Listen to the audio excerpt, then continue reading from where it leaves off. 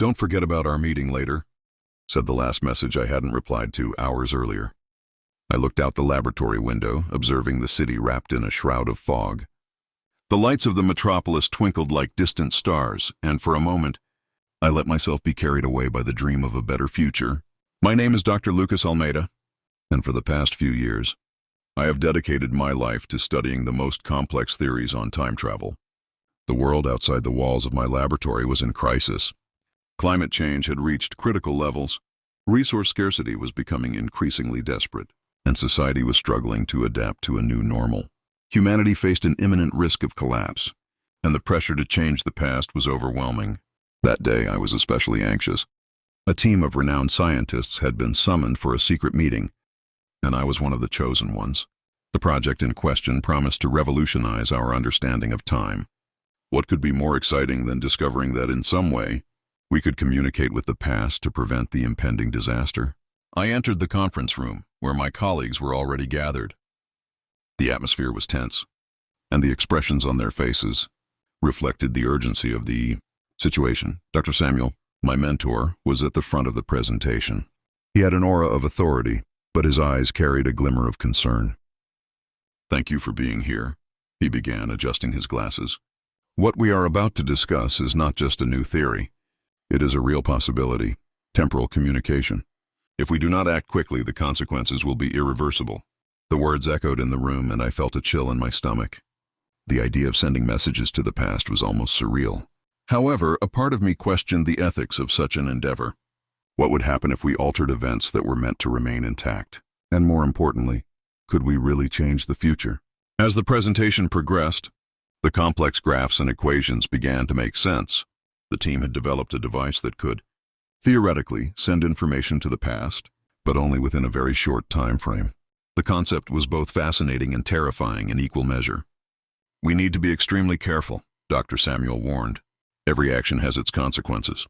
We cannot play God, especially when the future of humanity is at stake." In that moment, I realized that the line between progress and destruction was incredibly thin.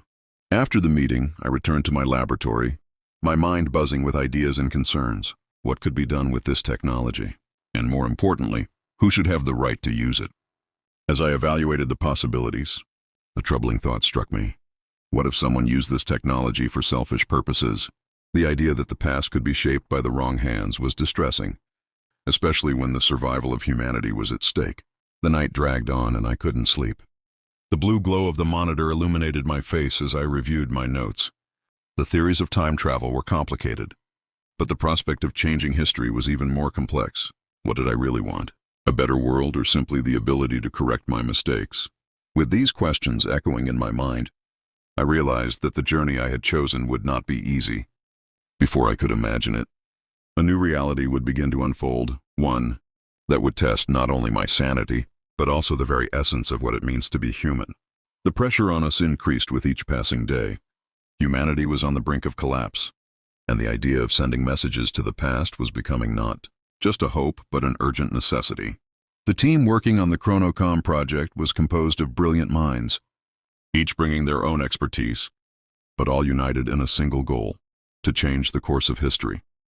The discovery of Chronocom was no simple feat. For months, we faced a series of technical and ethical challenges. Dr. Samuel and I spent sleepless nights trying to solve problems of temporal stabilization and message encoding. With each advancement we made, we uncovered new complexities that made us question whether we could truly manipulate time without disastrous consequences. One night, while examining the data from an experiment, something incredible happened. The stabilization core began emitting a frequency we had never seen before. It was an oscillation that seemed to align with the theory of temporal resonance I'd studied for years. Instantly, I realized we were on the brink of a monumental discovery. With the new configuration, we managed to stabilize the temporal field long enough to allow communication.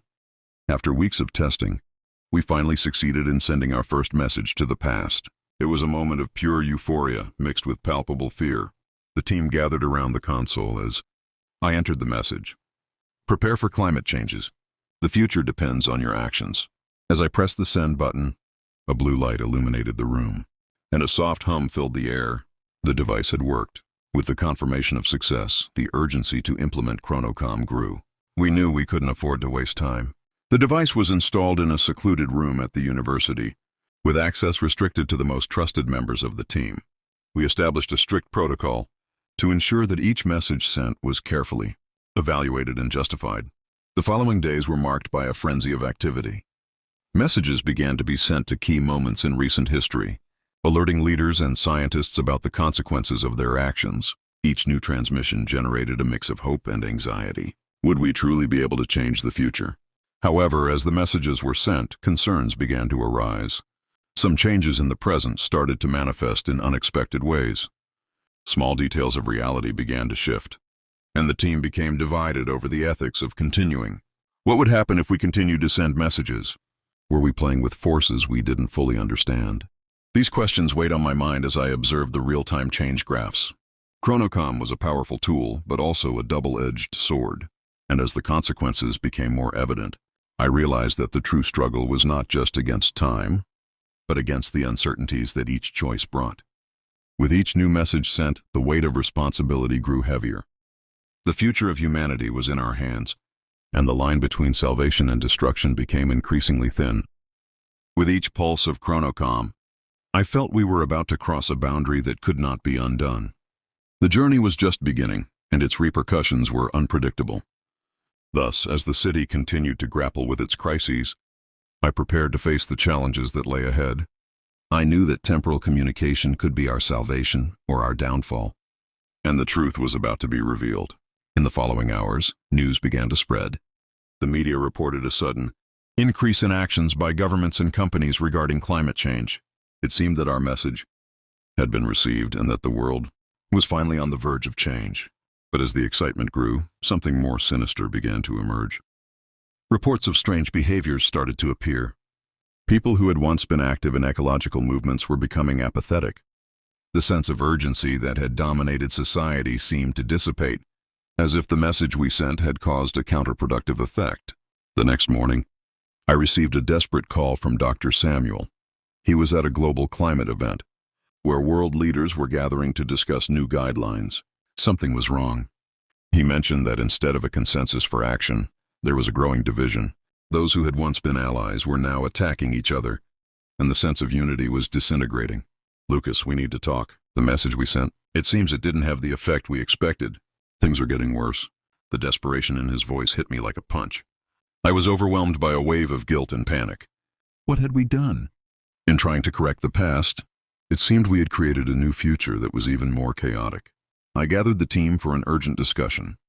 We analyzed the data, and as we reviewed the repercussions, we began to notice a disturbing pattern. Every time an action was taken in response to our message, unforeseen consequences emerged. Chronocom had altered not only the present, but also the collective perception of the climate crisis. Our goal of saving humanity was turning into a nightmare. People were becoming less willing to act, relying on the idea that they had already been saved by our intervention. The optimism that had once accompanied us was transforming into a feeling of helplessness. As I reflected on these events, I realized that what we faced was not just an environmental crisis, but a crisis of consciousness. We had touched on something much deeper, questioning not only our role as scientists, but the very essence of what it means to be human in a world that seemingly teeters on the brink of collapse. With this new reality unfolding, I understood that the journey was just beginning. We would need to find a way to deal with the consequences of our actions, requiring deep reflection on what it truly means to correct the past.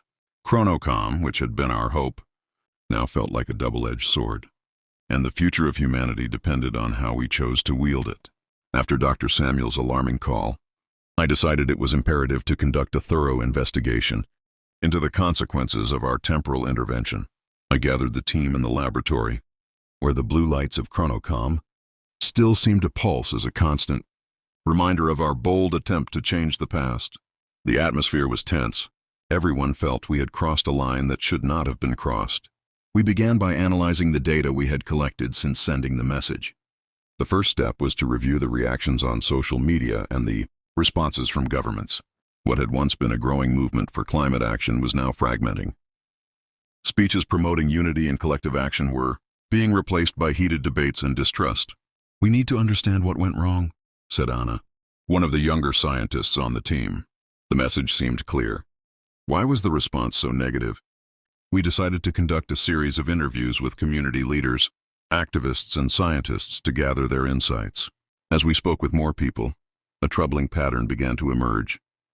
Many expressed a strange feeling that, by receiving a ready-made solution, the urgency of the crisis had diminished.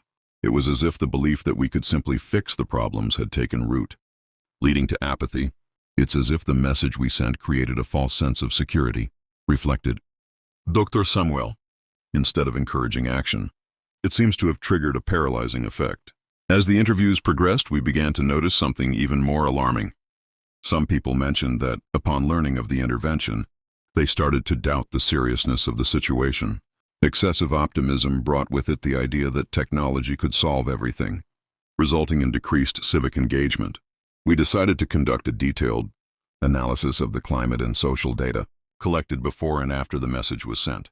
The graphs clearly showed an increase in inaction. Carbon emissions, instead of decreasing, were stabilizing at alarming levels. The urgency that had galvanized global action before our intervention was being replaced by a dangerous complacency. "We need a new approach," suggested Anna, visibly frustrated. "We can't just leave things as they are. We need to fix this."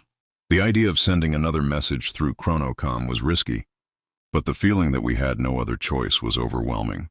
If we did nothing, the consequences could be even more devastating. We discussed potential messages and the ethical implications of each one. Finally, we decided that the next message should be a call to action, but with a different touch. Instead of simply informing, we wanted to motivate people to come together again. The message would be, "Change begins with you. Act now." The challenge was that, for this new communication, we needed to ensure we didn't repeat the mistakes of the past.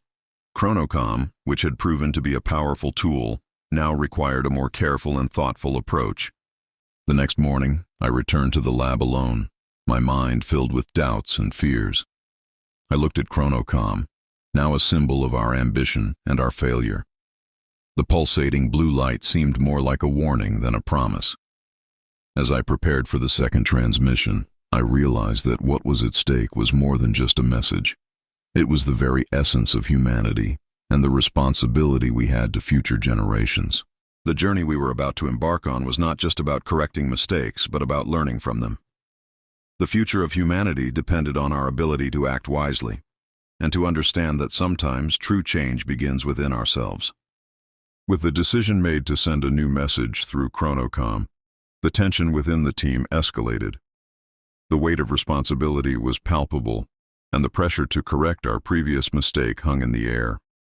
Each passing day, the world outside seemed to disintegrate into growing chaos, and urgency transformed into despair. We gathered the team again to discuss the next message. However, what should have been a productive dialogue quickly turned into a heated debate. The trust we once had in our ability to influence the past was being tested. "We need to be clear and direct," insisted Anna. "We can't risk being misinterpreted again. Our mistakes have already caused enough damage." "But what exactly should we say?" retorted Paolo, one of the more skeptical members of the team. "What proves that our intervention won't have a negative effect? The last message triggered a chain reaction we didn't foresee. What if the next one makes things worse?" The room was charged with emotions. Some advocated for the immediate sending of the new message, while others argued we should wait and analyze more data. Time was running out, and external pressure was mounting. Reports of natural disasters and mass protests emerged daily, and a sense of helplessness spread among us. "We're in a race against time," exclaimed Dr. Samuel, trying to calm the tensions. "Every hour we spend discussing this, more lives are at risk. We need to act." But the internal conflict wasn't limited to differing opinions about the message. As the team divided, personal doubts began to surface. I myself questioned whether we were worthy of trying to correct the past. We were dealing with forces beyond our understanding, and the idea that our actions could not only fail but also cause further harm tormented me. With time running out, I decided we needed a consensus. I invited everyone to a brainstorming session where we could openly express our concerns and ideas. The proposal was simple. Each member would have a limited time to present their perspective on what we should say in the new message. The goal was to find common ground without losing sight of the urgency of the situation. When it was my turn, I shared my deep reflections. I spoke about the weight of responsibility we felt and the true essence of what we were trying to achieve. It's not just about saving the planet, I said. It's about awakening humanity to action. We need to inspire people to come together, but also to understand that change begins within them. The looks I received were mixed, but slowly the tensions began to dissipate. The idea that we could be agents of change, not just through messages, but through example and inspiration, began to resonate among us. Finally, after hours of debate, we reached a consensus. The new message would be, change begins with you. Act now. Don't wait for external solutions. Each of us can make a difference. With the decision made, the team came together in a moment of solidarity. The chronocom, which had once seemed like an object of unchecked ambition, was now seen as a tool of hope.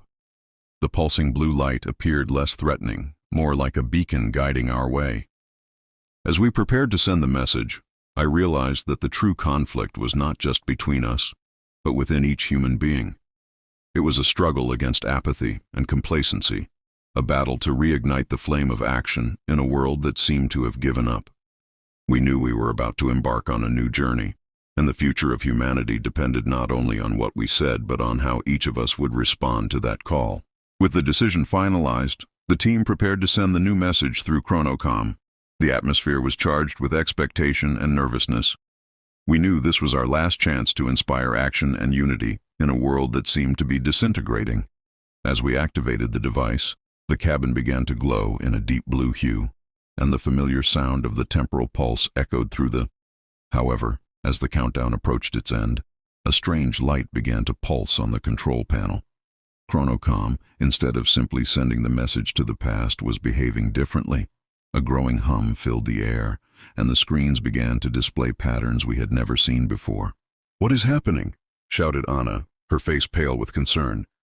Before we could comprehend the situation, a wave of energy erupted from the device, and the cabin was enveloped in a blinding light. Time seemed to freeze for a moment, and amidst the confusion, a new message appeared on the panel. Message received. Preparing response. We stood paralyzed, exchanging looks of disbelief. The chronocom was not communicating with our past, but with another dimension. Before we could process what was happening, a new light manifested, and ethereal figures began to appear on the screens. They were alien beings, with forms that defied human logic, engaging in a hypnotic dance of colors. "They are responding!" exclaimed Paolo, his voice trembling. The figures began to communicate, transmitting images and sounds that seemed to resonate in the depths of our souls. The message we received, however, was not what we expected. The entities were preparing to act, and their intentions soon became clear. We, as emissaries, had inadvertently requested the help of beings tasked with correcting what they saw as an infection in their universe. Humanity. "What does this mean?" I asked, the horrible truth beginning to reveal itself. Are they coming to destroy humanity?" The beings projected visions of devastation, of cities in ruins and a planet in flames. Fear took over the room. Our efforts to inspire change had drawn the attention of entities that saw humanity as a threat to be eliminated. What had begun as a desire to help was now turning into a nightmare. "We need to stop this," I shouted while the cabin continued to vibrate with the energy of the beings. "We can't let them do this." But before we could act, the chronocom began to emit a new pulse, as if being controlled by forces beyond our understanding. The screen showed a countdown timer, and we realized there was no way to stop what was coming. The entities were responding to our call, and their response was not one of compassion, but of destruction. The team was in shock, and the room filled with screams and confusion. The feeling of helplessness was overwhelming. We had sought to correct a mistake, but now we were about to unleash an even greater disaster. The reality we knew was about to change forever. Chaos spread through the room as the countdown approached 0. The pulsating light of the chronocom illuminated our terrified faces, and the rising sound of the entities echoed in our ears. I felt time slipping away, and reality was about to fade into an abyss of destruction. But at the moment the timer hit 0, everything stopped. The lab was engulfed in blinding light, and the sensation of free fall overtook me. Then, a piercing sound sliced through the air, and everything went dark. With a jolt, I suddenly woke up, my heart racing and sweat dripping down my forehead. The alarm on my clock echoed, resonating in the stillness of my room. Sunlight filtered through the curtains, bringing a sense of relief and confusion. I looked around, dazed, as I tried to process the intense nightmare I had just experienced. That extraordinary journey, with its twists and the looming destruction of humanity, was nothing more than a product of my restless mind. A mix of relief and reflection washed over me. The chronocom, the beings from another dimension, and the conflict I had faced were merely fragments of a dream that, for a moment, felt so real. As I tried to calm my still racing heart, I realized that the nightmare contained a powerful message. The struggle against apathy and the urgency of action were very present in the real world, and the responsibility of each of us to shape the future was undeniable. Although the chronocom and its consequences were mere fiction, the truth that our actions have a tangible impact remained. I got out of bed, determined to turn the restlessness I felt in the dream into action in the real world. The alarm was still ringing, but now it was a call to responsibility. I knew that, regardless of the forces we faced, true change began within ourselves. And as I opened the windows to let the light in, I realized the day was just beginning, until I received a message from Dr. Samuel that said, "Don't forget our meeting later." And my blood ran cold.